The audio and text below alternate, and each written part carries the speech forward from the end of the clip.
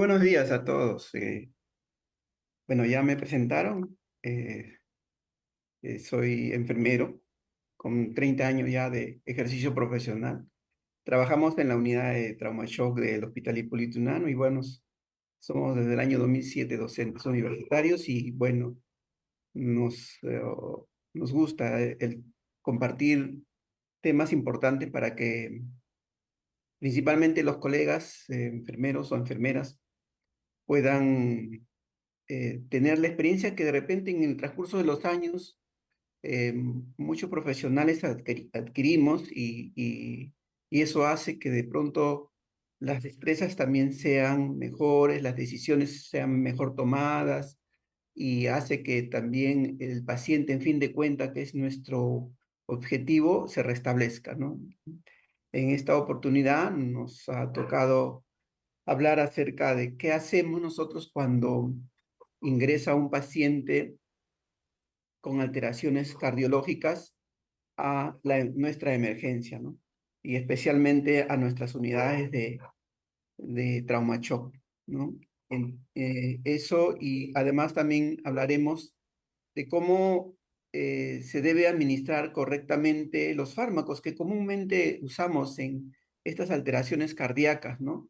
Y hablaremos del alteplase, por ejemplo, de la adenosina, del verapamilo, amidorona, que usamos mucho en las arritmias, que justamente el doctor Sandoval ya les ha mencionado, pero nosotros traemos unos videos que hacen que lo puedan apreciar ahora de qué forma podemos trabajar con estos fármacos y además algunas experiencias que tenemos nosotros durante varios años para restablecer pronto la perfusión, o sea, la irrigación en todo el cuerpo y evitar de que los órganos en un paciente delicado se deterioren rápido, ¿no?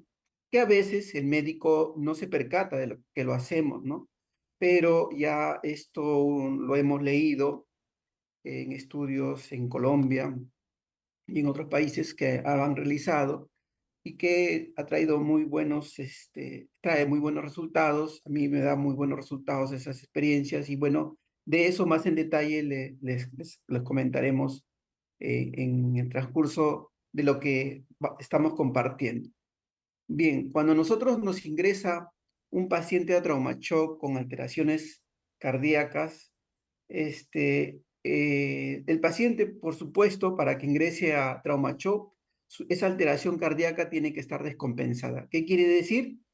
Que le ha comprometido sus signos vitales en una condición que lo puede llevar a la muerte. Entonces, esa alteración tiene que ser manejada necesariamente en una unidad de trauma shock, ¿no? O de cuidados intensivos, pero lastimosamente en las unidades de emergencia, la primera entrada, la primera área donde, o servicio o unidad donde atendemos estas alteraciones cardíacas es la unidad de trauma shock. Luego pueden pasar a una área de cuidados especiales, ¿no? Tal vez después que ya hemos tratado de sacarlo de ese alto riesgo de fallecer del paciente con alteraciones cardíacas. Y entonces esos pacientes pueden venir con un diagnóstico ya de una insuficiencia cardíaca y esta insuficiencia cardíaca de repente por el que el paciente no tiene buenos hábitos, no se controlan la ingesta de líquidos, no ingieren muchos líquidos, y como ya ese corazón está con incapacidad, porque es insuficiencia cardíaca, está con incapacidad de bombear adecuadamente, hace retención de líquidos y es la primera situación que se crea es que ese líquido se va quedando en el pulmón, produciendo una congestión pulmonar.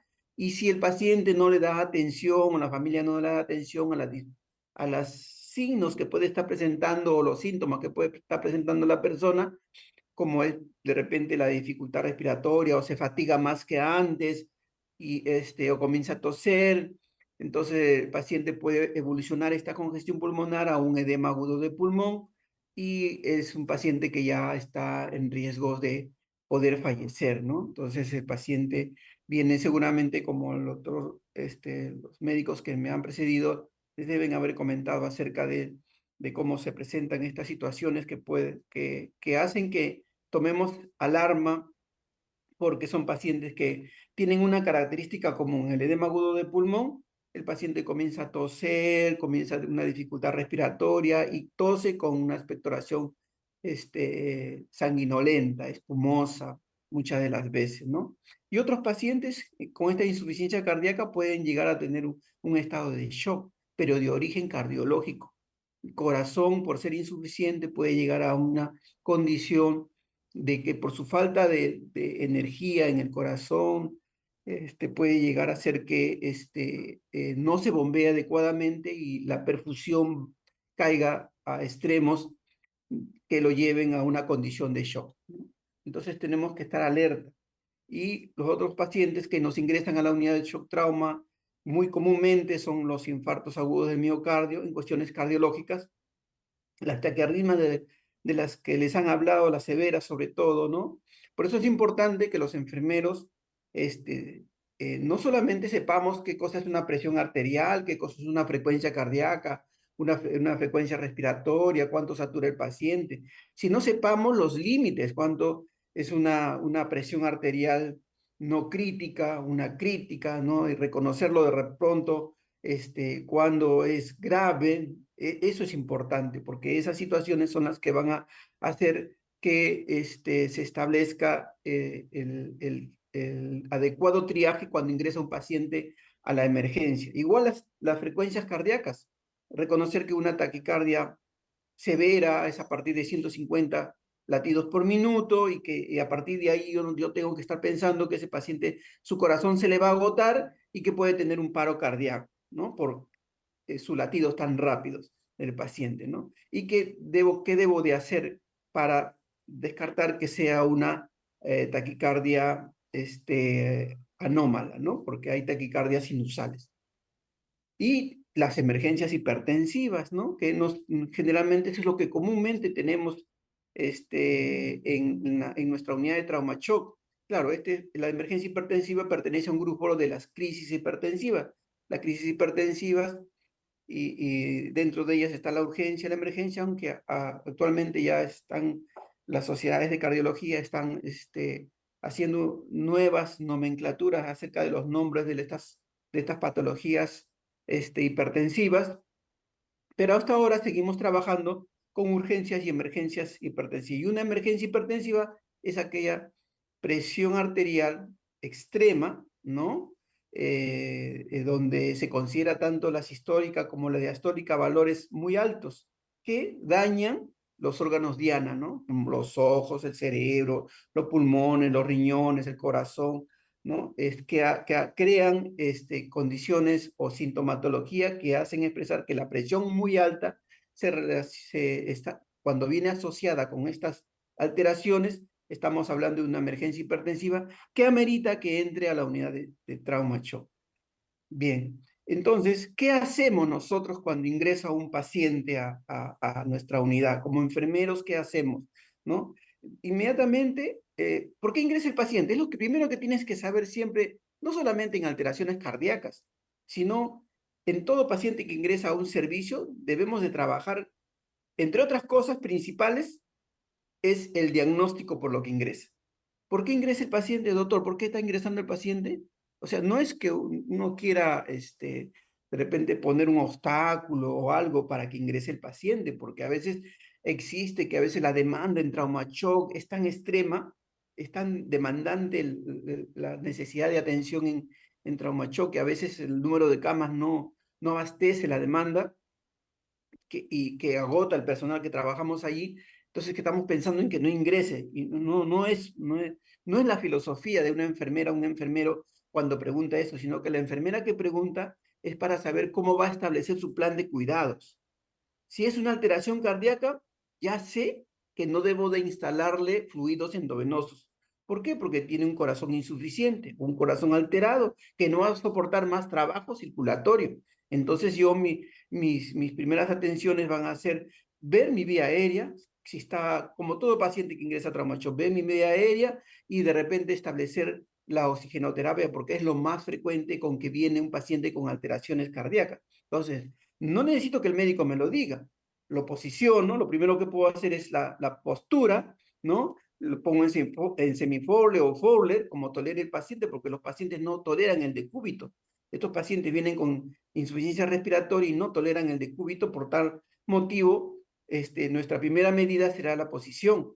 Y luego, tenemos que retirar la ropa.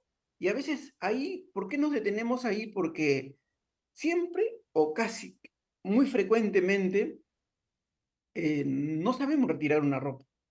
Son técnicas sencillas de retirar ropa, ¿no? Y lo que tenemos que descubrir primero es el tórax del paciente. Entonces nosotros acostumbrémonos a retirar la ropa de una forma rápida. ¿Ves?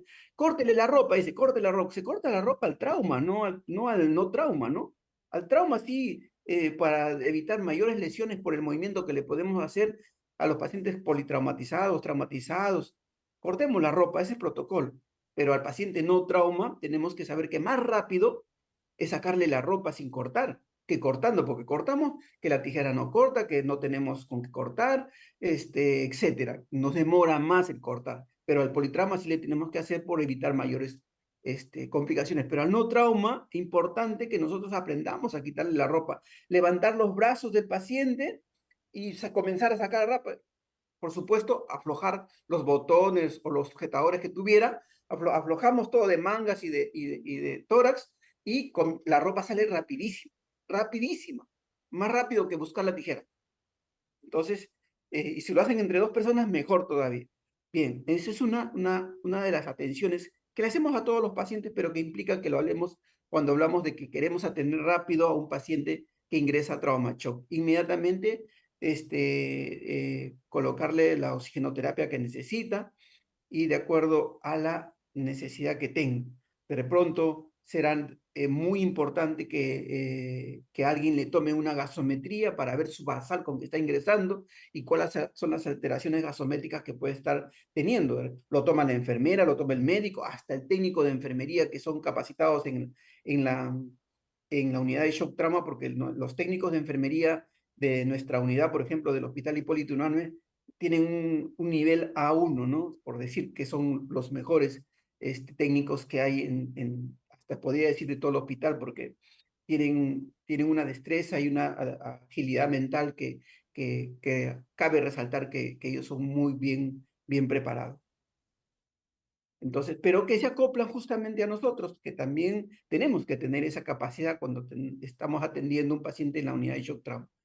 Y así, el paciente puede entrar a una necesidad de vía aérea desde lo más sencillo, desde una cánula binasal, hasta llegar a procedimientos invasivos como es la intubación endotraqueal y someterlo a una ventilación mecánica, donde ya es otro tema, porque ya es hablar de todos los procedimientos que se hacen para una intubación endotraqueal, que el primer día seguramente el día de ayer ustedes han escuchado cómo es todo el procedimiento de la intubación y la ventilación que cuando llega un paciente a ventilación mecánica. Y recordar que inmediatamente los tenemos que monitorear. Una persona comienza a monitorear y otra persona comienza a canalizar vías endovenosas. El monitoreo, recordemos que la presión arterial debe programarse.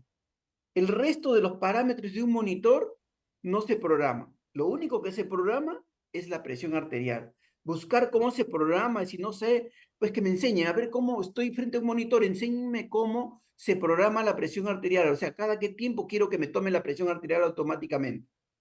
Si un paciente crítico, a lo mucho del tiempo pueden ponerle cada 5 minutos, puede ser menos, pero a lo mucho cuando tú estás iniciando la atención de un paciente debe ser cada 5 minutos, para que tú sepas cómo está evolucionando tu paciente a los 5 minutos, ¿no?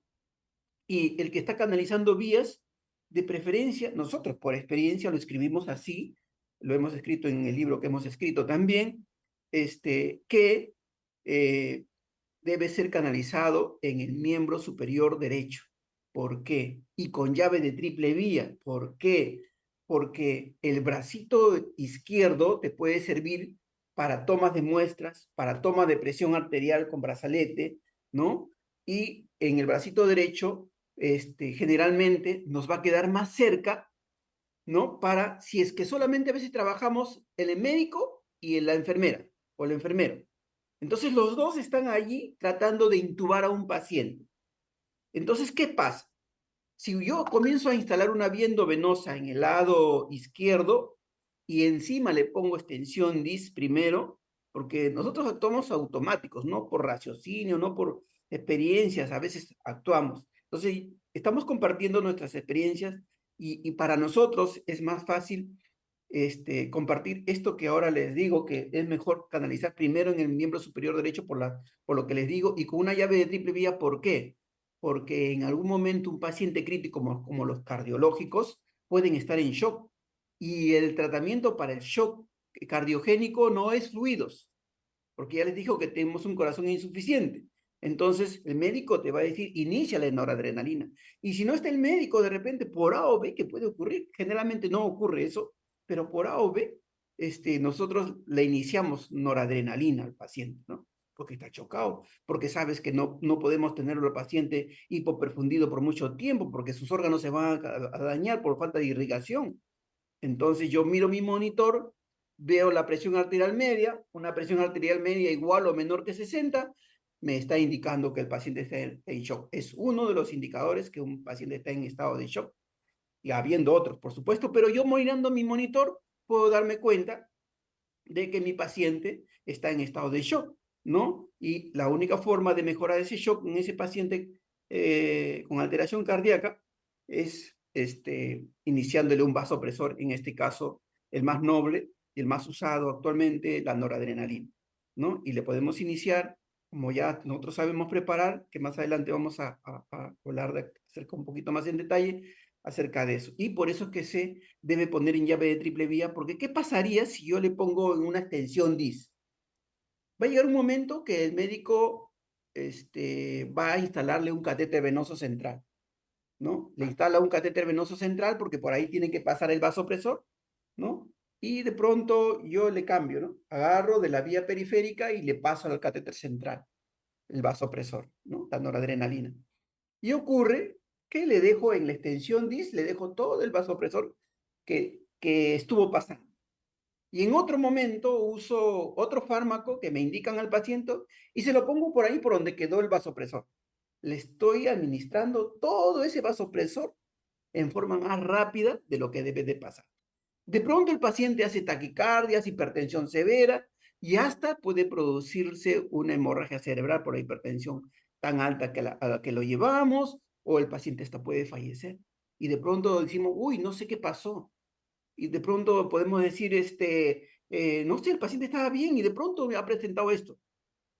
Eso ocurre y a veces no tenemos ese cuidado con el paciente. Por eso se recomienda que si tú recibes una indicación, ustedes reciben una indicación de vasopresor periférica, que ese vasopresor periférica pase con una llave de triple vía, para que no tengan este problema cuando lo tengan que pasar al catéter venoso central. Tomaremos nuestros AGAs correspondientes y todos los exámenes auxiliares en trauma shock.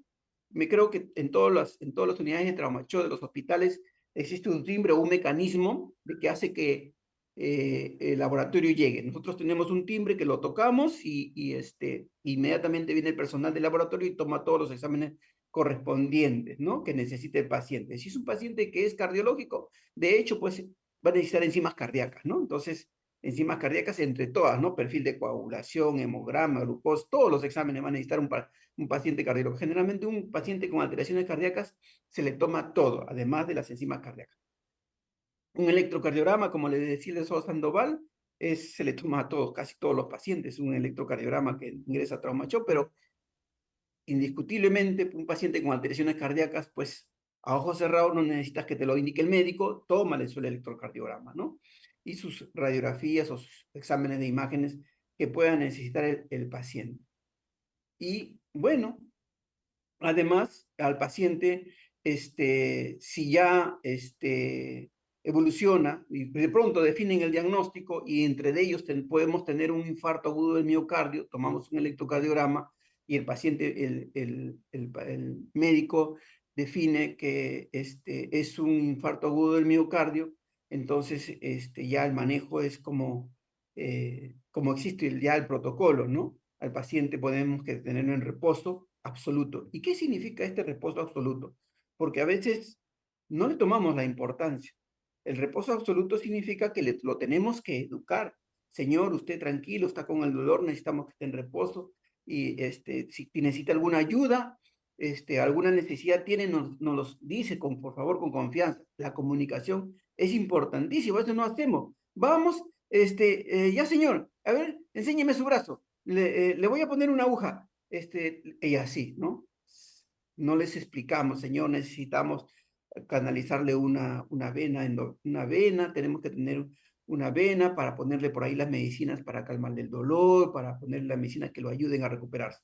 Así de sencillo tener, ¿no? Colocarle su oxígeno al paciente si es que hay necesidad. Generalmente sí les colocamos a los pacientes con infarto agudo de miocardio, tomamos electrocardiogramas. En el infarto agudo del miocardio, el electrocardiograma es seriado. De pronto no es un solo electrocardiograma de inicio, sino son varios electrocardiogramas, ¿no? Y coordinar para que pronto lo vea el cardiólogo a ese paciente para que tomen las medidas correspondientes, ¿no? Canalizamos a todo paciente que ingresa a traumacho siempre mínimo, van a tener 2 vías endovenosas periféricas, salinizadas siempre, y se va a iniciar a calmar el dolor, ¿no? A calmar el dolor. Podemos usar petidina, morfina o fentanilo, cualquiera de esos fármacos que nos puedan indicar el médico para calmar el dolor. Y si no, no nos indica, ¿no? Porque de repente se puede estar terminando de evaluar, de repente otro paciente, etcétera. Estar atenta, la enfermera tiene que estar diciendo, doctor, el paciente está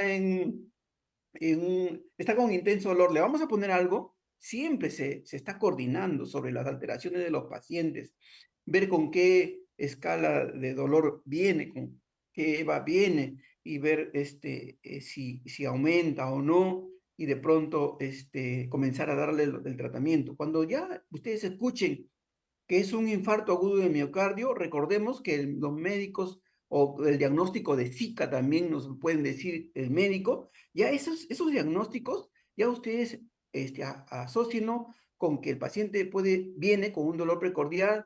¿Por qué? Porque hay una falta de irrigación en el corazón o un déficit de circulación cardíaca, y de pronto el paciente necesita medicinas que le favorezcan esta circulación cardíaca. Entonces, que de paso también va a calmar el dolor, ¿no? Y el médico le va a decir, ya cárguelo. O si no nos lo dice, se le pregunta, doctor o doctora, ¿lo vamos a cargar al paciente? Es una palabra muy usada, ¿no? Y de pronto en muchos hospitales se puede usar esta palabra de cargar al paciente. Y no se trata de levantarlo en peso, sino se trata de una secuencia de fármacos que se le administra al paciente, como ustedes verán en la diapositiva, ¿no? El ácido acetil salicílico, 300 miligramos, el clopidogrel, 300 miligramos, atorvastatina, 80 miligramos, y la enoxaparina, ¿no? Cuando es un infarto agudo del miocardio, hay que tener cuidado con la forma de administrar la enoxaparina, porque si lo vamos a trombolizar o no al paciente, ya la indicación cambia si es subcutáneo o intravenoso, ¿no? Y luego ya el paciente si tiene indicaciones para la trombólisis, entonces lo tenemos que preparar para ello, ¿no? Entonces, doctor, se va a trombolizar al paciente, y la importancia que tenemos que tener cuando le tenemos al paciente, ¿no? Nosotros ya comenzamos a canalizar en las vías, 2 vías periféricas, el paciente comienza a darle toda la atención necesaria para que ponerlo en condiciones de una adecuada trombolización, ¿no? Entonces, es la importancia que se tiene que tener. Bien, ¿qué cosa es nuestra trombólisis? Ya los médicos, el doctor Sandoval algo ha hablado de la trombólisis, pues no es otra cosa que administrar, es un procedimiento donde administramos un anticoagulante potente, ¿no? Un trombolítico, un fibrinolítico, ¿no? Que tiene características especiales que hacen que los varios factores que se ocupan de la formación de coágulos se los metabolice, los degrade, de tal forma que estos coágulos puedan disolverse y permitir que se restablezca la circulación. ¿no? Y evitar así daños de los tejidos por falta de una adecuada perfusión sanguínea, ¿no? Entonces, en el infarto agudo del miocardio, trombolizamos, justamente porque en el infarto se está produciendo una obstrucción este, de las arterias coronarias y que hacen que este corazón no reciba adecuada sangre y por consiguiente hace que se siente el dolor por falta de irrigación. Pero no solamente se tromboliza a los pacientes con infarto agudo de miocardio, también aquellos que tienen un infarto cerebral o un ictus cerebral, que también ahora le dicen así, ¿no? A o aquellos pacientes que tienen, o le decían también un ACV isquémico, también le decía, al tromboembolismo pulmonar también, que son comúnmente a ellos son los que se trombolizan, ¿no? Pero cada uno tiene su esquema, cómo se administra el fármaco, y ahí la importancia que la enfermera tiene que estar preparada para preparar estos fármacos de tal forma que tenemos que conocer que el médico nos va a indicar en qué momento se debe iniciar la trombolización. Pero no nos debemos quedar ahí. Nosotros en la unidad de shock trauma, doctor, ¿se va a trombolizar? Sí, allá, señorita, el personal técnico, tráigame 2 frascos de alteplase de farmacia, o de no lo tuvieran en el centro donde trabaja, ¿no? Tráigamelo, ya, ya. Entonces, doctor, ya tengo los frascos, ¿voy a iniciar la trombólisis? Sí, tenemos que actuar, porque a veces por A o B, la demora de 1 minuto o de minutos crea menores posibilidades de mejorar la perfusión cardíaca o del área que estemos, la patología que se esté actuando, pulmonar o cerebral, ¿no? En este caso, del corazón. Generalmente, dentro de las 6 primeras horas de que se inició el dolor precordial, nos indican la trombólisis, ¿no? Así, o sea, el paciente, ¿en qué momento comenzó el dolor? A tal hora, ¿y a cuántas horas han pasado? Ah, ya está en condiciones de hacerle la trombólisis. Entonces lo define el cardiólogo, lo define el emergenciólogo y los médicos definen en qué momento se va a trombolizar o si es un paciente que realmente con todas sus características amerita trombolizar. Pero nosotros estamos ahí atrás, ¿no? De repente no tenemos el conocimiento suficiente para definir si el paciente es candidato a una trombólisis, pero sí tenemos la capacidad de estar promoviendo que lo antes, si se va a trombolizar, que lo antes posible sea la trombólisis, porque de eso depende la efectividad del procedimiento trombolítico, ¿no? Entonces, cuando vamos a trombolizar a un infarto de miocardio, se usan 3 momentos, ¿no? 3 momentos. El primer momento es administrar 15 miligramos. El segundo momento es administrar 50 miligramos en 30 minutos y el tercer momento es usar 35 miligramos en 60 minutos. Por eso que pedimos 2 frascos, 2 cajas pedimos, no 2 frascos, sino 2 cajas, porque en cada caja, como veremos más adelantito, vamos a ver que vienen 2 frascos en cada cajita, pero uno es diluyente y otro es el liofilizado, o sea, el fármaco en polvo, el principio activo en polvo, liofilizado también se le dice, ¿no? Y las dosis, si es en mayores de 65 kilos, las que le he mencionado, 15, 50, 35, y cuando es menores de 65 kilos ya se indica por kilos de peso, ¿no? Entonces, eso es lo que se tiene que hacer. ¿Y qué cuidados tenemos que tener cuando nosotros hacemos una trombolización? Por supuesto, el monitoreo de funciones vitales continuo, tiene que ser continuo, estar monitorizando, estar alerta nosotros a los signos de alarma que nos puedan estar indicando un signo de, de alteración o de hemorragia, porque el riesgo de una trombólisis es que el paciente sangre por cualquier parte de su cuerpo, entonces puede bajar la presión, se puede poner hipotenso, pálido, trastorno sensorio, ¿no? Convulsiones, de repente si es alérgico al fármaco, todas esas condiciones me van a hacer que yo suspenda la trombólisis. Pero si el paciente presenta náuseas, puede presentar náuseas o de repente sigue presentando dolor cardíaco, ¿no? Entonces son condiciones que solamente se ponen fármacos paliativos que calmen el dolor o que calmen las náuseas y se sigue trombolizando, pero lo demás sí hace que podamos suspender el trombolítico, ¿no? Porque nos puede estar indicando que el paciente o hace taquicardias y te comienza a aumentar más la taquicardia, se vuelve pálido, son signos de que el paciente está sangrando por algún lado, trastorno sensorio, una hemorragia cerebral que le pueda estar pasando al paciente. Entonces, por eso que no solamente evaluamos funciones vitales, sino estamos evaluando también cómo está su Glasgow constantemente, con qué Glasgow ingresó, con qué Glasgow evoluciona el paciente. Entonces, tenemos que mirar todo eso cuando estamos trombolizando al paciente. Tenemos que tomar electrocardiogramas, ¿no? Tomamos un electrocardiograma antes de iniciar, a los 15 minutos nos dicen que debemos de hacer otro control, a los 30 minutos dicen otra literatura, ¿no? A la hora de haber iniciado la trombólisis y post-administración también debemos tomar un electrocardiograma. O sea que el electrocardiograma va a estar ahí tomando electrocardiogramas durante el proceso de la trombólisis para ver cómo está evolucionando el paciente, ¿no? Y recordar que al terminar de trombolizar, en el equipo de venoclisis que está pasando al paciente el trombolítico, se quedan 20 mililitros. 20 mililitros. Entonces, eso es equivalente a 20 miligramos, porque la dilución, como vamos a ver ahora, es 50 mililitros, 50 miligramos, así se diluye. Y entonces en cada mililitro va a haber 1 miligramo. Y si yo no le hago pasar esos 20 mililitros que se quedan en el equipo, le voy a restar su dosis al paciente. Por eso que yo al final, cuando ya veo que ya no hay nada en el frasco, pero que solo queda en el gotero líquido, ahí mismo le aumento suero fisiológico. O cloruro de sodio al 9 por mil o al 0,9%. ¿Por qué ese suero? Porque es el compatible con el alteplase. Es el compatible con el no destroza, sino tiene que ser cloruro de sodio porque ese no lo desnaturaliza. ¿Ya? Entonces se administra con eso.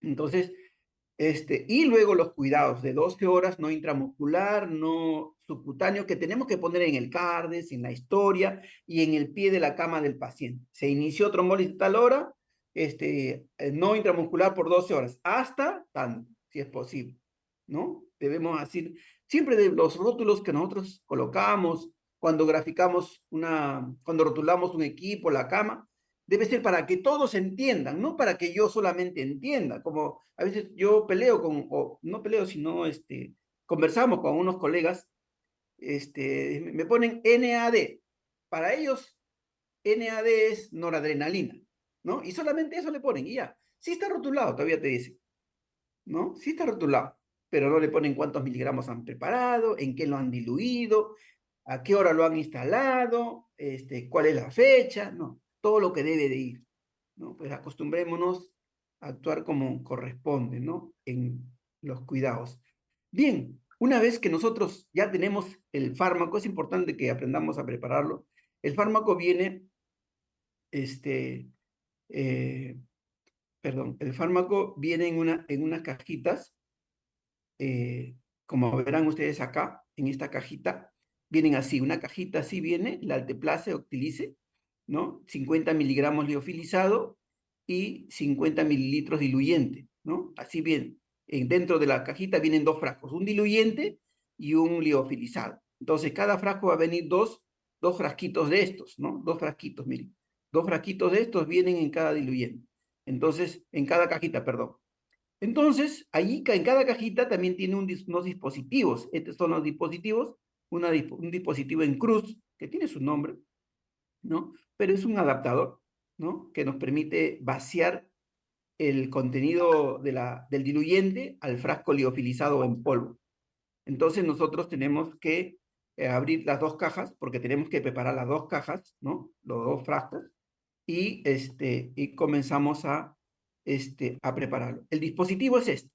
Este es el dispositivo, ingresamos al frasco diluyente, ¿ya? No se olviden al frasco diluyente, porque si ustedes lo ingresan al frasco liofilizado, o sea, el frasco de polvo tiene una presión que es positiva y que justamente sirve para que aspire líquido. Pero si es que ustedes introducen este conector, lo introducen al frasco del liofilizado del polvo, ahí mismo va a salir una presión y el polvo también va a salir, se va a perder la dosis. ¿Y cuánto cuesta estas cajitas con el fármaco? Entre 2.700 a 3.000 soles cada cajita. así cuesta, trombolítico, y si no es más, ¿no? Porque así estaba el año pasado. Bien, entonces, una vez que yo he ingresado en el agua, ya inmediatamente los junto rápidamente, pues tengo que hacer un movimiento rápido con el liofilizado que lo pongo encima y lo aplasto en forma rápida para que se junten así, para que se junten así, ¿no? Que se juntan así y espero que el líquido, volteo para que el líquido comience a caer. Comienza a caer el líquido, comienza a caer el líquido, una vez que termina de caer, de vaciarse todo el diluyente, recién ya le retiro todo, ¿no? Retiro el frasco y lo dejo ahí el frasquito acá, ¿no? Y no se debe de agitar. Si lo agitan, el fármaco, el alteplase, se desnaturaliza. No se debe de agitar. A lo mucho, como vamos a ver en este video, ¿no? En este video nosotros eh, vamos a ver, miren, ahí estamos insertando ya el conector en el diluyente, ¿ya? Ese soy yo en mi trabajo. Lo conectamos al frasco liofilizado, miren, rápido, y esperamos que se vacíe el contenido, ¿no? El diluyente, esperamos, y rápido lo va a hacer, no va a pasar mucho tiempo, rápido se va a vaciar. Una vez que se termina de vaciar, ya le voy a retirar, como les explicaba en las gráficas anteriores, ¿no? Y, y luego yo de ahí voy a cargar la dosis inicial, que van a ser los 15 miligramos. Los 15 miligramos. Entonces voy preparando ya mi jeringa de 20 mililitros y tengo listo para que ni bien se termine ya de vaciar, desconecto también en forma rápida, ¿no? Ya está. Y queda mi frasquito y a lo mucho le voy a hacer movimientos giratorios sobre la mesa. No lo agito. No debo formar burbujas, porque si no las moléculas de alteplase se rompen y ya no sirve, ya no es útil, ya no actúa como trombolítico. Entonces, es rápido, se diluye. A veces no hay necesidad ni de frotarlo. Pero si yo veo algunas partículas blancas todavía, es porque no ha terminado de combinarse el diluyente con... Y es rápido, y entonces una vez que se ha diluido, cargo ya mis 15 mililitros, que es igual a 15 miligramos, y ese es el bolo inicial que yo le voy a iniciar, le voy a administrar al paciente, ¿no? Entonces cargo y voy al paciente a administrárselo. De ahí cargo mis 15 mililitros y ya tengo listo ya para administrárselo al paciente. Entonces me voy al paciente y lo administramos, ¿no? Entonces, ahí tenemos nuestro paciente, ¿no? Eso es en vivo, ¿no? Hemos hecho hace poco nomás esta intervención. Es muy frecuente que nosotros le administremos al paciente y, por supuesto, tenemos que estar avisando. Por ejemplo, voy a iniciar a trombolizar la trombolización, estoy administrando los 15 miligramos, te tienes que ir avisando para que vayan tomando el tiempo en qué momento estamos iniciando la trombolisis. Tenemos que estar haciendo circuitos cerrados en la comunicación. Estamos administrando, estoy administrando, y se administra rápido, en un minuto a lo mucho se debe de administrar. Ya no hay necesidad de ser, es muy lento en administrar el trombolítico. Se debe administrar así como ustedes ven, y estamos listos ya para iniciar la segunda etapa, que son los 50 miligramos en 30 mililitros. Entonces me voy a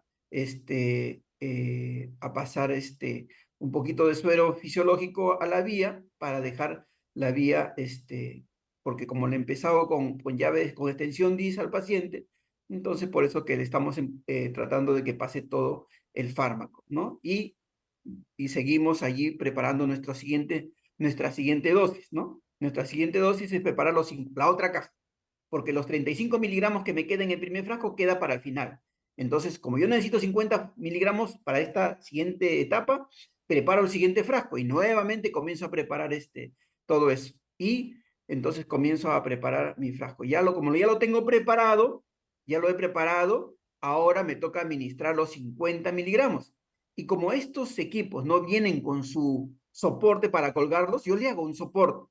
Le hago un soporte, ahí le estamos haciendo el soporte, ¿no? Con esparadrapo nomás, le ponemos uno encima, ¿no? De la base del frasco y le enroscamos con otro para que sea seguro, ¿no? Y le instalamos a través de una bomba, ¿no? una bomba infusora, ¿no? Y entonces siempre cerrar las llaves, llenamos la canastilla y luego de llenar la canastilla ya le llenamos el resto del equipo.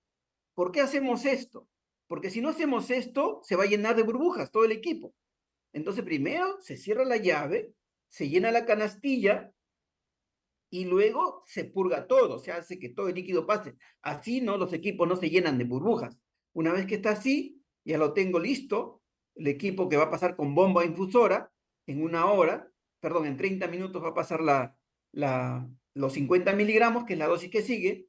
Entonces, yo espero que se purgue todo. Una vez que se purgue todo, ya lo instalo a la bomba infusora y ahí lo programo, ¿no? Depende de la bomba que ustedes usen y lo programamos. Nosotros usamos Fresenius, por ejemplo, ¿no? Y lo programamos, ¿no? Como tiene que pasar 50 mililitros en 30 minutos, le programamos 100 cc por hora. Le programamos 100 cc por hora y va a ser 50 en 30 minutos, ¿no? Entonces, así va a ser. Lo estoy programando, programo la bomba y ya está. Eso es todo lo que tengo que hacer. Entonces, lo conecto al paciente y comienzo a infundir los 50 miligramos en 30 minutos, ¿no? Entonces así hacemos nuestra trombólisis al paciente, que no es nada. Por supuesto que ustedes tienen que tener mucho cuidado en cómo se va instalando todo lo necesario en los pacientes, ¿no? Ya tengo aquí ya le estoy instalando al final, ya es para iniciarlo y iniciamos la infusión ya, ¿no? Está pasando ya a iniciar nuestra infusión y comienza a, a pasar nuestra infusión de 50 miligramos y así. Entonces, tener este cuidado, ¿no? Así. Bien, entonces, ¿cómo le ponemos para colgarlo? Un esparadrapo encima, ¿no? Por supuesto, lo más gruesito posible, lo enroscamos para que no se pegue, ¿no? Y sobre todo el círculo del frasco, otro esparadrapo para que le dé más seguridad. Lo llenamos, lo purgamos luego para evitar que se llenen de brujas y continuamos con el paciente para que se pase la administración. Y estos son los tres momentos que hemos hecho. 15 miligramos en bolo, 50 miligramos en 30 minutos y 35 miligramos de los que sobró del primer frasco en 60 minutos. Eso es lo que hacemos a la administración del Alteplase. Bien, espero que esto a ustedes les ayude mucho en no tener errores cuando se hace una trombólisis. Ustedes verán que no es nada de otro mundo y podamos hacer bien los procedimientos cuando hacemos una trombólisis. Los mismos cuidados se va a tener para cualquier tipo de trombólisis, para el ictus cerebral, para el tromboembolismo pulmonar, igual. La forma de administrar perdón, las dosis son diferentes, pero los cuidados son para todos los mismos. Bien. Ahora hablaremos un poco de cómo se administra adecuadamente la adenosina, el verapamilo, la amiodarona, que se usan en pacientes con arritmias severas, sobre todo en taquicardias severas, ¿no? Una frecuencia cardíaca igual o mayor de 150 latidos por minuto. Este procedimiento se llama cardioversión farmacológica, o sea, restablecer el ritmo normal con fármacos. Por eso estos fármacos se usan para la cardioversión farmacológica cardioversión de Valsalva, como les explicaba el doctor, que hacen que soplen, cardioversión farmacológica, y la otra cardioversión que les explicó el doctor, la cardioversión eléctrica, ¿no? Que es a través del desfibrilador. Entonces ahora vamos a hablar de la cardioversión farmacológica, o sea, ¿qué hacemos, no? ¿Qué hacemos los enfermeros en el cuidado que tenemos, no? Igual, vamos a evaluar y monitorear al paciente, le tomamos electrocardiograma, el paciente viene con taquicardia severa, generalmente vienen con dolor torácico, ¿no? Y le tomamos electrocardiograma, definen que es una taquicardia patológica y indican hacer cardioversión farmacológica. Igual les canalizamos su vía lo más cercano al corazón, ¿no? Generalmente es en la flexura del brazo y con llave de triple vía. ¿Pero en qué brazo? En el brazo izquierdo. Ahí sí, en este paciente que vienen con taquicardias, sí amerita ponerle en el brazo izquierdo primero. ¿Por qué? Porque estas venas van a desembocar en en la subclavia, lo más cercano al corazón, directo al corazón, perdón.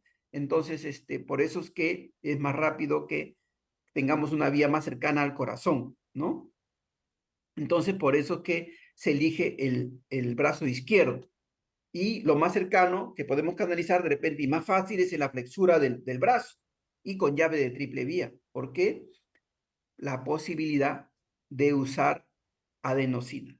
Y como les decía, la adenosina solamente tiene una vida, una vez que se abre la ampollita, su estabilidad, su principio activo, solo es efectivo por 20 segundos. Miren, 20 segundos. O sea, yo lo abro y después ya, si pasa más tiempo, yo lo traigo de ahí de mi mesa donde preparo medicinas, lo traigo preparado en una jeringa cargada, ¿no? Y espero que el médico me indique que lo administre, ya esa adenosina no sirve, porque solamente una vez abierta la ampollita, 20 segundos, nada más, no sirve, ¿no? Entonces, por eso es importante que hoy compartamos también el video que vamos a ver. Le tomamos electrocardiograma, este, y tenemos todos los cuidados, ¿no? Medimos la presión arterial también, porque es importante, porque todos estos antiarrítmicos producen hipotensión. Y entonces, si yo tengo un paciente hipotenso y con taquicardia severa y es patológica, ¿no? Sobre todo el TPCB, el paciente ya no me va a indicar, el médico, perdón, no me va a indicar, hay que administrarle una adenosina, un verapamil, una amiodarona, ya no me va a indicar eso. El médico va a decir, ya, vamos a quemarlo, va a decir. Y a veces es un término un poco grosero el hablarlo así, pero se refieren a que vamos a hacerle una descarga eléctrica con el desfibrilador, ¿no? Y que sería ya no pasaría, ya pasaría a la cardioversión eléctrica, ¿no? Porque son una de las condiciones por la que el médico nos indica ya que se le va a hacer al paciente cardioversión farmacológica, la hipotensión del paciente, ¿no? Si es hipotensión más taquicardia severa, no, ya no se hace cardioversión farmacológica, sino cardioversión eléctrica, ¿no? Esa es una de las condiciones. Entonces, por eso es importante, a ver la presión, ya, ¿cuánto estamos de presión? Tanto, taquicardia severa, ya, entonces el doctor, ahí está su electrocardiograma, evalúelo, ya, sí, ya, vamos a hacerle cardioversión farmacológica, ya, prepárate adenosina, o de repente amiodarona, o de repente verapamil, o de repente, cada médico tiene su esquema, su criterio, de pronto a veces nosotros como que nos sorprendemos que un cardiólogo viene, nos dice un tema de su experiencia, viene el emergenciólogo, su tema de su experiencia y así, bueno, nos adaptamos. El término es conseguir el objetivo que es el restablecimiento del paciente, ¿no? Entonces, es así. A veces el médico existe la posibilidad de que si no tiene problemas respiratorios o no tiene, su problema principal solamente es la conducción eléctrica y no otra alteración cardiológica, a veces la presión puede mejorar con hidratación endovenosa, a veces, ¿no? Por eso va a depender de la evaluación que le haga el médico, sobre todo, ¿no? Y se tiene que seguir, cada fármaco tiene un esquema de administración. Entonces tenemos que seguir el esquema que nos puedan estar indicando. Y la adenosina. Por supuesto que vamos a hablar de uno de los fármacos más comunes que usamos en la emergencia, en la unidad de shock trauma. La adenosina es un antiarrítmico, ¿no? Que vienen en ampollitas de 6 miligramos por 2 mililitros. Así bien, 6 miligramos, ¿no? Entonces el médico me puede indicar 6 o 12 miligramos de inicio. Depende de su experiencia el médico, depende de la condición clínica del paciente, me puede indicar 6 o 12 miligramos de, de adenosina. Máximo nos van a indicar hasta 18 miligramos, o sea, 3 ampollas, ¿no? Pasarlo en una sola vez y en bolo bala. La adenosina, como le decía el doctor, es bolo bala, ¿no? Bolo bala es administrarlo así rapidísimo, rápido, como ahora vamos a ver en un video, ¿no? Hay que explicarle al paciente, ¿no? Después de todo lo que hemos controlado, su electrocardiograma, etcétera, al paciente tenemos que explicarle que va a sentir un dolor de pecho, una sensación de desesperación, una falta de aire también, ¿no? Se va a sentir como morir el paciente, pero bueno, le vamos a decir, señor, va a aguantar o señora, va a aguantar, joven, porque hay jóvenes también que vienen con estas taquicardias, pacientes, y le van a decir que va a sentir una opresión en el pecho, un dolor en el pecho, hasta dolor de cabeza, puede sentir, va a sentir que se desespera, pero que eso le va a pasar. Tenemos que educarlo, decirle al paciente que eso va a sentir con la adenosina, ¿no? Y entonces le canalizamos la vía lo más cercano al corazón y con llave de triple vía. ¿Y qué preparamos? Preparamos una jeringa de 20 mililitros con suero fisiológico 20 mililitros y lo conectamos allá a la llave de triple vía. Y después vemos cuánto nos va a indicar el médico, ¿no? Para administrarlo en bolo bala. O sea, es muy rápido y seguido. Una vez que administramos los 20 mililitros, le empujamos con los 20 mililitros que hemos preparado. Y inmediatamente que cardioverte el paciente, siempre no olvidar que antes de tomar, antes de administrar la adenosina y después que recobró el ritmo normal el paciente, tomarle inmediatamente también otro electrocardiograma. No necesitamos que el médico nos los diga. Y por ejemplo, ustedes van a ver aquí, por ejemplo, un paciente que nosotros recibimos con taquicardia severa, miren su taquicardia, ¿no? 169 por minuto. El médico le está haciendo una ecografía cardíaca, un FAST cardíaco, una ecografía rápida. Nosotros ya le estamos tomando el electrocardiograma, le hemos canalizado una vía en el miembro superior izquierdo con llave de triple vía, hemos colocado la jeringa con 20 mililitros de cloruro, así como ustedes lo ven, hemos destapado ya la otra vía, lo tenemos destapado, no esperar que todavía a la hora que yo voy a administrar, destaparlo, no, yo ya tengo que tenerlo destapado. Tengo que tenerlo destapado, en la ampollita de adenosina que me han indicado, lo tengo listo ya para administrar. Una vez que el médico termina de hacer su ecografía, algunos lo hacen, otros no, ¿no? A veces de frente nomás ya nos indican hacer la administración de la adenosina.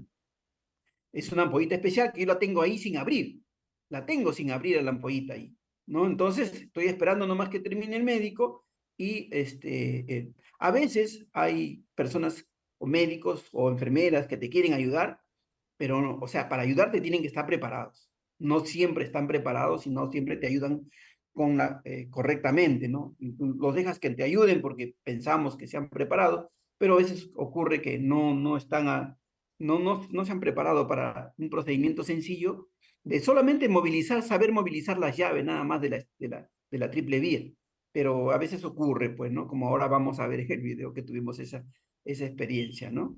Entonces, nosotros tuvimos esto, ahora sí vamos a administrar, miren, rompemos la ampollita, ¿no? Está destapado, y sacamos esto, rompemos la ampollita, y cargamos de inmediato.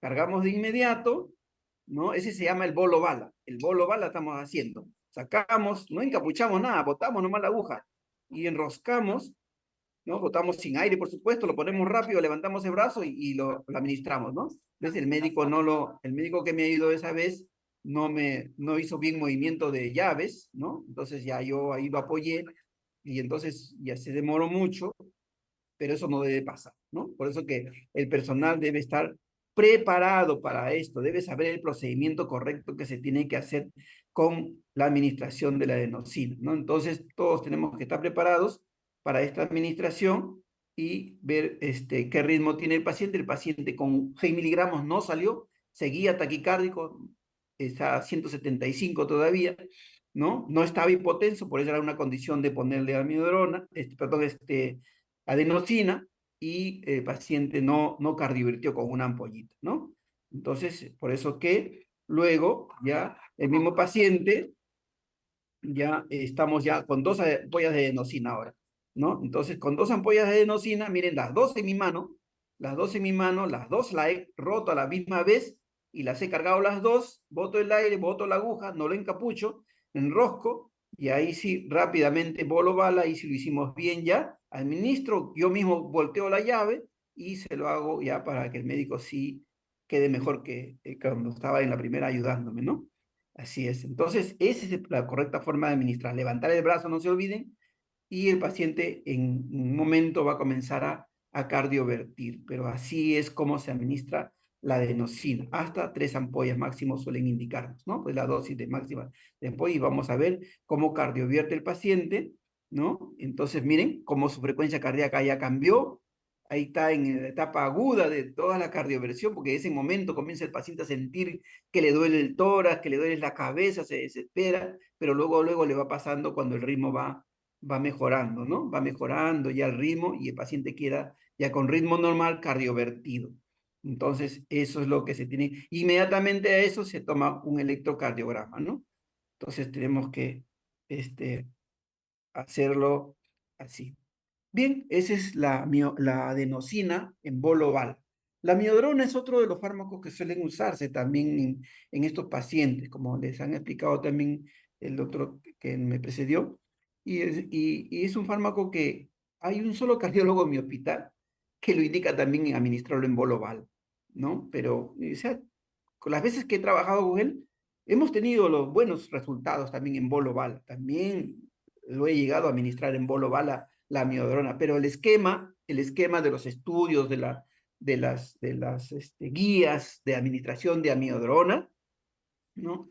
De las sociedades de cardiología, ¿no? Tienen la recomendación de administrar de 150 a 300 miligramos primero en bolo, ¿no? Lo diluimos en 100 de destroza porque se deben diluir en destroza la miodrona, y administrarlo en 10 a 30 minutos, ¿no? Eh, Podemos administrarlo en 10 minutos, no va a pasar nada, así que podemos dejarlo que gotee rápido en el paciente, ¿no? Pues eso va a depender también. Doctor, ¿en qué tiempo lo pasamos? Lo administramos ya, coordinar siempre con el médico para administrarlo y estar controlando la presión arterial para que el paciente no se vaya a hipotensar, ¿no? Y ver qué resultados tenemos de repente con la primera dosis, nomás a veces los pacientes cardiovierten, o sea, recobran el ritmo normal, ¿no? Un bolo inicial. A veces nos indican en bolo bala, lo administraremos igualito que la adenosina, igualito que la adenosina lo administramos en bolo bala. Por supuesto que la miodrona no tiene la inestabilidad tan lábil como lo tiene la adenosina. Esta miodrona sí lo puedo traer preparadito en una jeringa y no se va a deteriorar porque tiene su tiempo de vida es grande, ¿no? O sea, este, dura bastante cuando es diluido, hasta 24 horas puede durar diluido el amiodarona. En cambio, la adenosina no, 18, 20 segundos de vida nada más tiene, ¿no? Entonces, por eso que se acostumbra no, se administra en bolo, ¿no? Entonces, la amiodarona existe, si el paciente no mejora con la amiodarona en bolo, ¿no? De inicial de 150 o 300 miligramos, nos van a indicar, el médico nos va a indicar, ya ponen infusión, nos van a indicar, ¿no? Ponen infusión, nos van a decir, pone 900 miligramos de 100 a 500 mililitros de destroza al 5%. Generalmente nos los indican en 250 mililitros, ¿no? Generalmente en esa dilución nos indica, aunque la recomendación de las sociedades cardiológicas es que la dilución deba de tener una proporción de 1 a 6 miligramos por mililitro. Así se debe diluir, ¿no? Por eso que 250 miligramos justamente está dentro de ese rango y por eso es que nos indican así, ¿no? Entonces, a veces 100 mililitros queda muy poca la dilución, ¿no? Y existen esquemas, dos esquemas, ¿no? De administrar, y a veces nos van a indicar en 2 etapas, la administración en 6 horas, o a veces nos indican una dosis continua nomás, ¿no? Que está entre 10 a 15 a 20 miligramos por kilo por 24 horas, a veces nos indican así, ¿no? Pone a 10 cc hora, 20 cc hora, 15, de acuerdo a cómo se calcule lo que va a administrarse en el paciente, pero en el rango de 10 a 20 miligramos por kilo por 24 horas, ¿no? Así más o menos es las indicaciones que actualmente nos están dejando ya.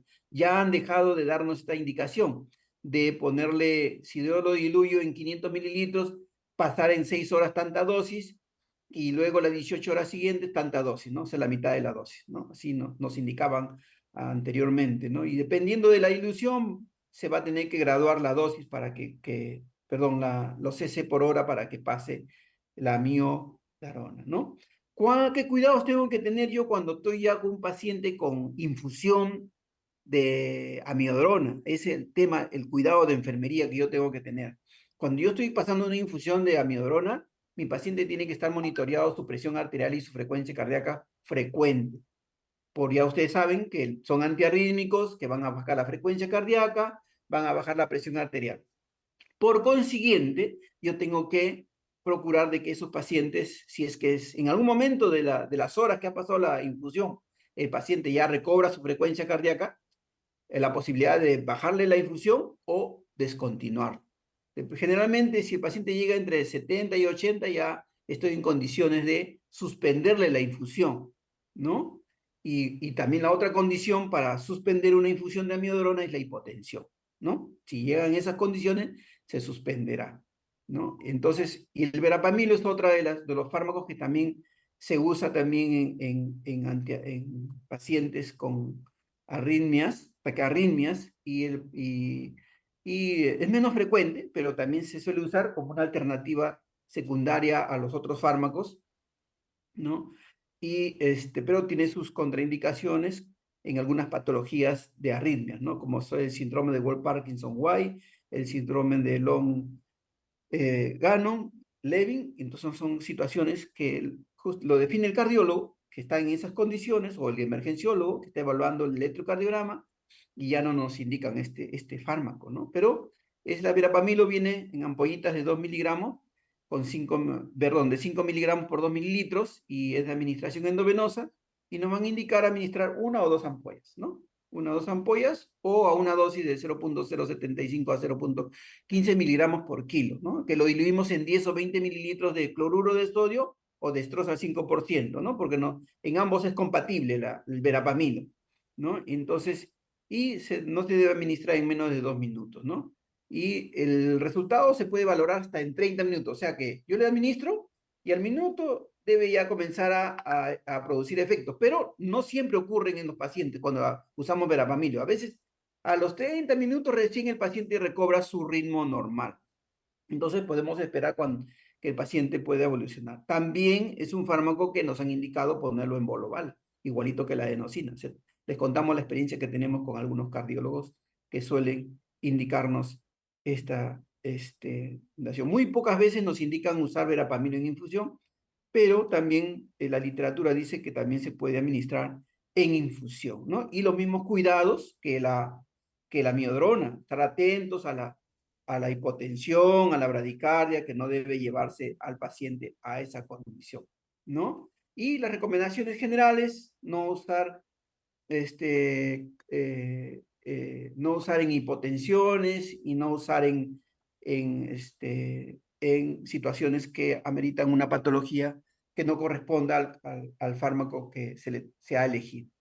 Hablaremos también sobre la noradrenalina, ¿no? La noradrenalina y la dobutamina, ¿no? Que son fármacos también muy usados en la insuficiencia cardíaca congestiva, la noradrenalina en los shock cardiogénicos, la dobutamina también en pacientes con insuficiencia cardíaca descompensada, ¿no? Le usamos mucho. Entonces, la noradrenalina usamos muy frecuentemente y los cuidados que tenemos que tener son especiales y que se aplican para cualquier paciente que está en shock, ¿no? Recordar que un vasopresor lo debemos usar cuando tenemos una presión arterial media menor o igual a 60 milímetros de mercurio, que es lo que me va a indicar que el paciente está en estado de shock, ¿no? Y que estos fármacos, debemos ver si lo usamos generalmente si es que ya descarté que el paciente no le falta líquidos en el cuerpo, o sea, no tiene un shock por deshidratación, ¿no? Y si lo inicio, como les decía al principio, por periférica, por vía endovenosa periférica, usemos una llave de triple vía, ¿no? Entonces, podemos procurar que un paciente antes de iniciar noradrenalina, ver si le falta líquidos. Pero en el cardíaco no, pues. En el cardíaco de frente nomás vamos a usar noradrenalina, ¿no es cierto? No vamos a estar viendo que le falta líquidos o no, pues de repente le puede faltar, pero a veces no lo va a ayudar por la insuficiencia cardíaca que puede estar presentando el paciente, ¿no? Eh, y si ya tenemos un paciente con diagnóstico ya de insuficiencia cardíaca o una alteración cardíaca, el paciente está con congestión pulmonar o el paciente tiene edema agudo de pulmón, entonces sí, de frente iniciaremos el vasopresor, ¿no? Y las dosis van a ir titulándose de acuerdo a cómo va el paciente este, evolucionando, ¿no? La noradrenalina es una ampollita que viene de 4 miligramos por 4 mililitros, ¿no? Entonces, actúa sobre varios receptores en el corazón para producir vasoconstricción, inotropismo y cronotropismo. Aunque sus efectos cronotrópicos son leves de la noradrenalina, o sea que el cronotrópico es aquella función que tienen estos vasopresores de actuar sobre la frecuencia cardíaca. O sea, aumentan, más cronotrópico positivo que aumentan la frecuencia cardíaca, ¿no? Inotrópicos positivos, aquellos que aumentan la fuerza de contracción del corazón.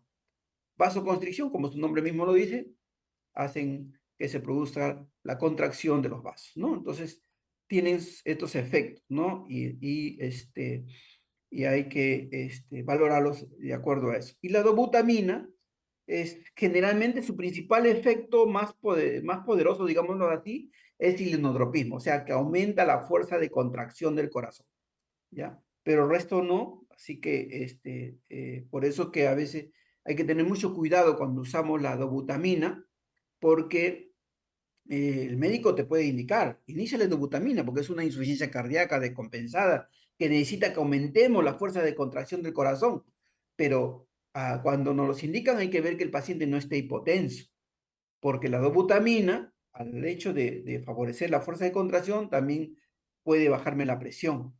Entonces yo primero tengo que tener un paciente que esté con noradrenalina, mejorar la presión del paciente, o por lo menos llevarlo a los límites considerables, o por lo menos que ya haya empezado a usar noradrenalina para que después usar dobutamina. Porque si no, yo lo inicio primero la dobutamina y se me choca el paciente o está hipotenso y le inicio solamente dobutamina, el paciente va a seguir a pasar más hasta puede llegar al paro cardíaco. Así que cuando les indiquen dobutamina, vean la presión arterial del paciente, ¿no? Doctor, el paciente está hipotenso. Ya, entonces de repente ya va a cambiar la indicación, ¿no? Iníciale la noradrenalina primero, mejoramos la presión y luego iniciamos la dobutamina. O le iniciamos los dos a la vez, ¿no? Para contrarrestar el efecto que pueda tener de bajar la presión la dobutamina. Y la noradrenalina va a contrarrestar ese efecto, ¿no? Entonces hay que tener mucho cuidado cuando usamos la dobutamina, que son frasquitos que vienen de 250 miligramos por 20 mililitros, ¿no? Generalmente preparamos dos ampollitas en 100 mililitros o una ampollita en 100 mililitros. Preparamos, ¿no? Entonces, tenemos esto así. Espero que lo que hayamos compartido hoy les sirva a ustedes, podamos afianzar nuestros conocimientos, cualquier eh, pregunta que tengan ustedes, encantados nosotros de poder absorberlo. Muchas gracias. Buenas. Sí, ¿qué tal, doctor? Muchas gracias por su ponencia. De hecho, sí hay algunas preguntas. Ahorita voy a estar abriendo en sala los micros para que ustedes puedan absorber sus dudas o si no, pueden hacerlo por el chat de Zoom. Acá tenemos unas inquietudes de algunos participantes. Dice, Eli Ayala comenta, la enatsoparina endovenoso, ¿en cuánto se diluye para su administración? La enoxaparina no hay necesidad de diluirla, la podemos poner sin diluir la enoxaparina, porque el volumen es bastante pequeño y no es irritante además, así que la podemos administrar sin diluir. De frente de la jeringuita que viene preparada ya, se la podemos administrar al paciente sin diluir.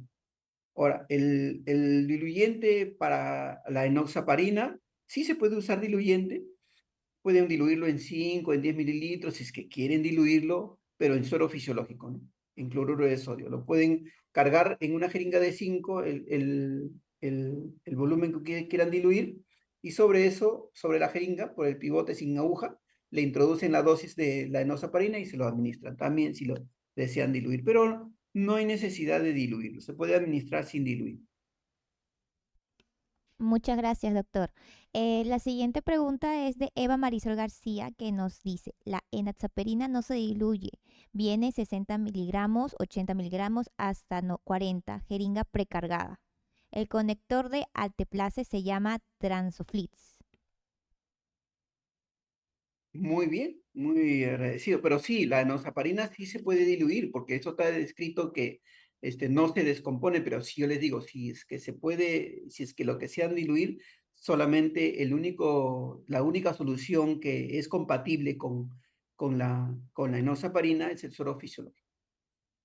No se diluye si necesariamente si es subcutáneo, nunca se va a diluir, por supuesto, ¿no? Pero si siendo venoso, se puede optar por la opción de diluir, si lo desean diluir. Pero si no, se puede administrar directo también, ¿no? Y bien por hacernos recordar sobre el conector, ¿no? Del Alteplast. Licenciado Manuel, buenas tardes. Buenas tardes. Felicitaciones por su ponencia, muy interesante. Una consultita. Cuando se administra el bolo bala de la adenosina, ¿cuánto tiempo como máximo, por decir, se tiene que esperar para ver si el efecto ha surtido en el paciente al haber hecho la cardioversión? No, la reacción es inmediata. Tanto Y es si así no, que, miren, continúa. si ya, pueden administrarse, puede repetirse la dosis a los 5 minutos, sí, puede repetirse a los 5 minutos la dosis. Eso La dosis, significaría que ni bien le administremos el bolo bala, ya tiene que hacer el sí, efecto y tienen que actuar. activarnos en el monitor. Claro, ¿eso cómo se explica? Se explica porque como tiene solamente 20 segundos de vida, o sea, si en 20 segundos no actúa en el paciente, ya no es efectivo, ¿no? Por eso se explica. Gracias, gracias. Ok. Muchas gracias, Magíster. Acá tenemos otra duda de Elia Ayala que nos comenta. En pacientes posttrombolizados de ACV isquémico presentan disminución de Glasgow no llegando a la depresión neurológica. ¿A cuántos minutos u horas debemos de colocar la zona nasogástrica vesical? Y también preguntas si el término bolovala existe. El término bolobala sí claro, está especificado en la, en la, en las guías de la administración de adenosina. Ahí está especificado el término bolo bala, ¿no? Está como, ¿qué significa? ¿Qué significa el bolo bala? Está especificado, ¿no? Y eso significa pues una administración súper rápida, ¿no? O rápida, ¿no? Es la administración muy rápida que se tiene que hacer, ese se llama el bolo bala, ¿no? Y en cuanto a lo otro, eh, eh, bueno, creo que eso es lo que preguntaban, ¿no?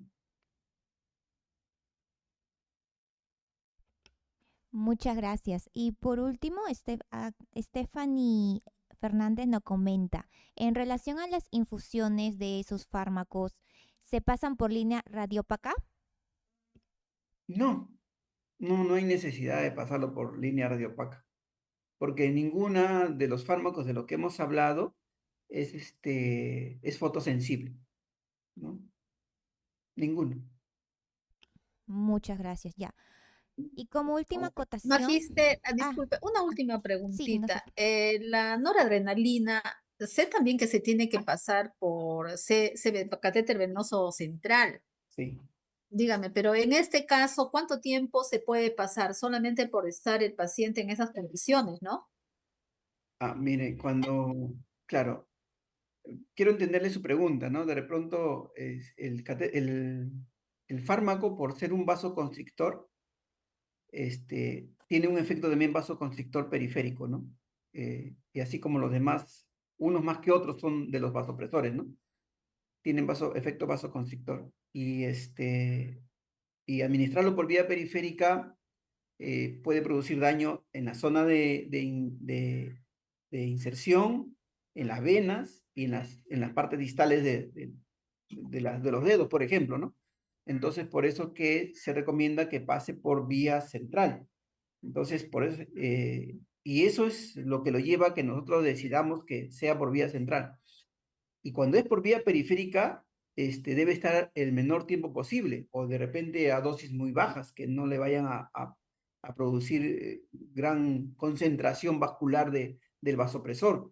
Pues, doctor, ya estoy en 10 cc por hora de vasopresor, ya estoy en 6 7 porque el paciente no mejora. Entonces, nosotros tenemos que eh, estar comunicando constantemente que el fármaco ya estoy en tal dosis para que de pronto decidan colocarle el catéter venoso central, ¿no? Y pasarlo a la vía central.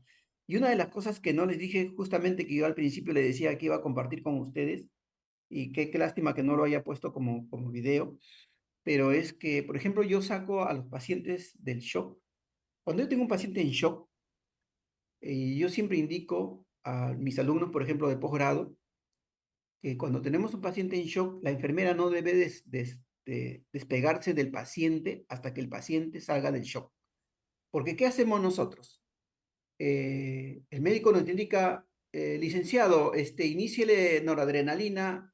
Ya, doctora, ¿cuánto le voy a iniciar? Iníciale a 10 cc, 8 cc, etcétera, ¿no? Y nosotros le iniciamos y nos despegamos del paciente. Y esperamos que el paciente tenga efecto su dosis que le han indicado, ¿no? Eso no debemos hacer nosotros. Personalmente, yo no me despego del paciente hasta que el paciente sale del shock. ¿Por qué? Porque nosotros somos los responsables de titular la dosis. Somos los responsables de titular la dosis, ¿no? Que va desde 2.20 y tantos cc por hora hasta 22 cc por hora, la dosis máxima que podemos administrar, ¿no? Va a depender del peso del paciente también para calcular la dosis de la noradrenalina que le podemos administrar. Entonces, vamos titulando. Y lo importante es que cuando iniciemos noradrenalina, en la bomba, programemos en decimales. Porque la bomba tiene dos opciones en esa situación, ¿no? De programar en enteros o en decimales. Y en la bomba debemos de programarlo en decimales. ¿Por qué? Porque primero porque hay pacientes lábiles que cuando uno le quiere administrar de uno en uno, de entero en entero, el paciente no reacciona bien o quiero destetarlo, debo retirar la noradrenalina, también no reacciona bien, se choca nuevamente, etc. Y a veces hay necesidad de bajarle en decimales nada más. O cuando recién el paciente está ingresando al uso de noradrenalina, el paciente le pones 5, 6, 7, 8, 10 cc por hora y el paciente no mejora. Pasan 5 o 10 minutos y el paciente debe ya comenzar a responder a la noradrenalina. A mayor tiempo de hipoperfusión o de estado de shock, el paciente tiene más riesgo de daño de órganos, ¿no? Y que puede a veces ser reversible. Entonces, mi condición es sacarlo lo antes posible del estado de shock, del estado de hipoperfusión. Entonces, ¿qué hago yo? Hace muchos años lo hago y lo saco a los pacientes de shock. Está descrito ya, la literatura lo dice, y antes que lo diga yo lo practicaba, colocar bolitos de noradrenalina de 0.2 hasta 0.5. 0.2 programo en mi bomba, las bombas también tienen una opción de programar bolos, programo bolos, 0.2 de bolo y se lo paso al paciente. Y espero un minuto y nuevamente le controlo la presión. Y voy viendo que va subiendo lentamente, pero va subiendo. Si no responde, al minuto nuevamente le vuelvo a pasar otro bolito. Y así, 0.2, 0.3, voy pasando los bolitos, hasta que mi paciente por lo menos llegue a una PAN de 65, que me asegura que ya está una perfusión adecuada. Si comienza a tener una PAN de 65 entre 70, excelente, mi paciente ya está perfundiendo adecuadamente. Entonces, porque yo debo llevarlo a mi paciente a una PAN entre 70 y 110, que es lo ideal, pero mínimo debo tener una PAN de 65, una presión arterial media, porque la presión arterial media es la que me va a garantizar o me va a definir si hay una adecuada perfusión tisular, una adecuada irrigación en los órganos. Para eso valoramos la PAN, para eso valoramos la presión arterial media, ¿no? Porque yo estoy mirando, presión arterial media, ¿cuánto tiene? Ah, ya, está irrigándose bien mi paciente, está teniendo buena irrigación en todo su cuerpo. Ah, ya estoy asegurando que los órganos no se dañen, ¿no? Entonces, yo por eso actúo así, lo saco a mi paciente y ya después voy regulando a qué dosis va a mantenerse así. Esa es la forma en como yo, con mi experiencia, les comparto, ¿no?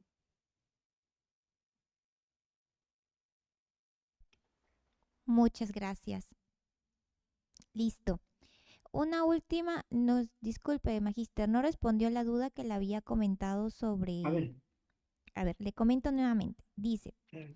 en pacientes postrombolizados de ACV Ah, ya. isquémico presentan disminución de GLOW, no llevando a la depresión neurológica. ¿A cuántos minutos u hora debemos colocar la sonda nasogástrica y vesical? Esa pregunta es de Elia Ayala. Ya, ya, ok, listo. Miren, todo procedimiento invasivo a un paciente trombolizado debe suspenderse por 12 horas. Todo paciente. No, o sea, no intramuscular, no subcutáneo, no sondas, no, por 12 horas, porque si no, el riesgo de sangrado, a menor tiempo, más riesgo de sangrado, ¿no? Por eso se ha establecido ya, el protocolo lo dice así, en el uso de los trombolíticos, ¿no? De que yo no debo hacer procedimientos. Si quiero hacer procedimientos invasivos, como la colocación de una sonda nasogástrica o una sonda vesical, se lo debo de colocar antes de trombolizarlo. Pero en este caso, si es un paciente que, por ejemplo, estoy trombolizándolo y cae su Glasgow, entonces eso me está indicando que el paciente está teniendo una complicación por la trombólisis. Más bien, ¿debo de suspender la trombólisis? Sí, debo de suspender la trombólisis, porque posiblemente esté sangrando el paciente a nivel cerebral, pero eso no me va a llevar a que yo le tenga que poner una sonda, ¿no? Porque existe el alto riesgo de que como ya está anticoagulado, el paciente pueda sangrar a la hora que yo le estoy colocando la sonda. Es como cuando tenemos un paciente cirrótico. Un paciente cirrótico hace varices esofágicas. Y a veces porque está con su hematemesis marcada, el médico te puede indicar, ponle sonda nasogástrica para evitar de que se aspire. No, ese paciente necesita que lo intuben, más bien, para evitar de que se aspire. No necesita que le ponga sonda nasogástrica. Porque si yo le voy a poner sonda nasogástrica, voy a dañar más las varices y voy a hacer que sangre más. En este caso de trombólisis, igual, ya hemos creado una condición de riesgo de sangrado. Y como ya hemos creado una condición de riesgo de sangrado, procedimientos invasivos no debe haber por 12 horas. Después de las 12 horas ya podemos hacer todos los procedimientos que deseemos. Muchas gracias por resolver las dudas de los participantes. Muchas gracias por la ponencia de hoy, Magíster. Muchas gracias. Magíster, disculpe, una última pregunta. ¿Qué es mejor combinar la noradrenalina con la dextrosa o el cloruro? No, la noradrenalina solamente es estable en destroza al 5%. Gracias. Solamente es estable. Y diluido solamente dura 24 horas. Por eso hay la importancia de rotular bien los frascos. Cómo lo diluí, en qué momento lo diluí, porque solamente es estable por 24 horas, diluido. A veces preparamos y lo dejamos ahí días, ¿no? El paciente está chocado, días ahí. Claro, preparamos nuevamente, pero estamos ahí en un frasco que a veces el paciente está con 2, 3 cc hora, imagínense, 100 mililitros a 4 cc, 5 cc por hora, ¿cuándo se acaba? ¿No? En veintitantas horas, ¿no? Entonces también es importante eso, ¿no? Es importante rotular y saber cuál es el tiempo de estabilidad cuando el fármaco se diluye. Por eso, bueno, yo sí he publicado un libro donde, cuál es el tiempo de estabilidad de los fármacos diluidos, ¿no? Entre otras cosas.